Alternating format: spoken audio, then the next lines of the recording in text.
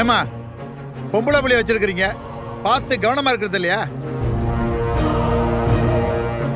என்னம்மா? அப்படியே அவங்க போக்குல போகட்டும்னு விட்டா இந்த மாதிரி தப்பெல்லாம் நடக்கத்தான் செய்யும். என்னாச்சு? யார சொல்றீங்க? எனக்கு ஒண்ணுமே புரியலையே. உங்களோட பொண்ணு ஒன்று ஸ்கூல்ல படிக்குதே, அது பேர் என்ன? நர்மதா. இன்னைக்கு என்ன நடந்துச்சுன்னு தெரியுமா? அந்த பொண்ணு நர்மதா வெளியில விளையாண்டுகிட்டு இருந்துச்சு.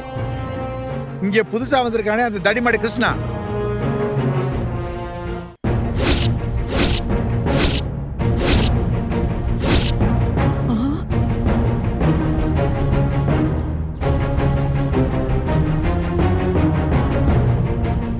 சச்சே, அப்படியெல்லாம் எதுவும் நடந்திருக்காது.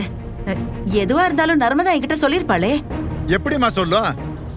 அதுவே சின்ன பொண்ணு, அதுக்கு எப்படி இதெல்லாம் தெரியும்? ஏங்க, சின்ன பொண்ணெல்லாம் இல்ல, அவ வயசுக்கு வந்த பொண்ணு. அவளுக்கு எது சரி எது தப்புன்னுலாம் தெரியும்.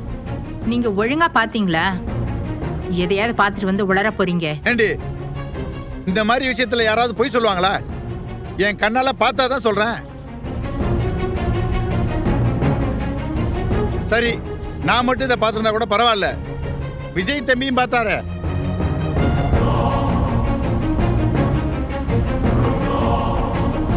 அந்த பயலை பிடிச்சி ஏறியேன்னு ஏற்றாரு. இனிமே இப்படிலாம் நடந்துக்கிட்டீங்கன்னா உள்ள தூக்கி வச்சுட்டு மிரட்டிட்டு தான் போனாரு.